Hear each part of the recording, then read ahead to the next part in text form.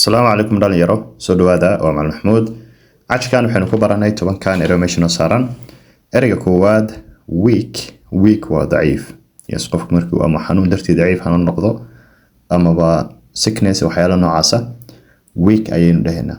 for example the sickness made him weak xanuunka ayaa wuxuu ka dhigay mid daciif ah ereyga labaad aforementioned waa wax markii hore loo soo sheego saale qof baa hadlayay rules iyo sharciye iyo erayo hore usoo sheegay ama fikrado marka waxaan ku leeyahay as I've aforementioned those rules waa sida aan hore ugu soo sheegaba soo qof baa hadlayay yani hadalkiisi wixii hore uu soo sheegay yiraahdaa aforementioned yes the aforementioned rules must be followed shuruucda la soo sheegay waa in la raaca yes ereyga saddexaad antiquated waa old fashioned wax duug ah duq ah waa hore laga soo guuro yes for example systemka hadda ku shaqeyno waa system duug ah wayna ka guurina yes we replace the antiquated system ereyga afraad vastness waa aad u banaaran ama aad u weyn extremely large yes wax markay aad u weyn yihiin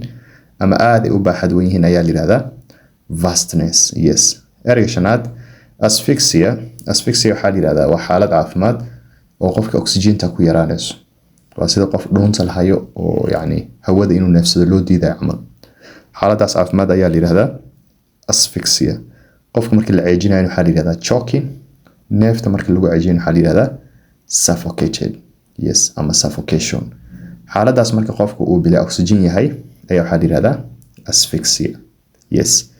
the doctor treated the patient for asphyxia ereyga ku xiga ee lixaad bastion waa qalcad waa hore dowlad ma jirin qof walba magaalo maamuli jiray qofka magaaladiisa maamulaya wuxuu sameyn jiray dhismo ku wareejin jiray si hadhow hadii dagaal la galo ay cadowga u soo gudbi waayaan dhismahaas okay qalcada la marka qalcadahaas English waxa lagu yiraahdaa bastion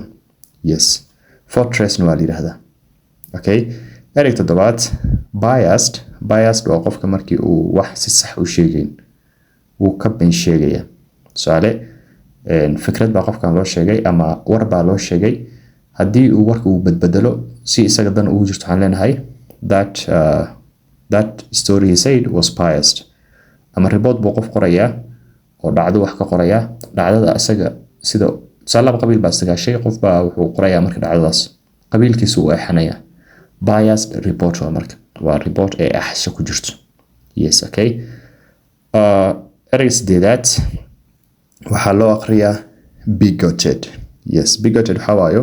qof markuu aad ugu eexanayo a certain group koox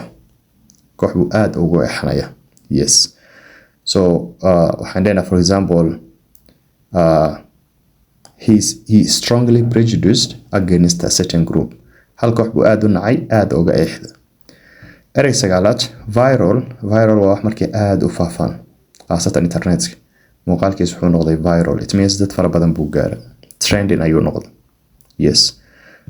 ereyga tobanaad u dambeeyo Chris waxaa la yiraahdaa wrinkle camal soo qofka markii uu duqoobo jirkiisu wuxuu yeelanayaa laablaabyo da'da darteed laablaabkaas waxaa la yiraahdaa Chris ama wrinkle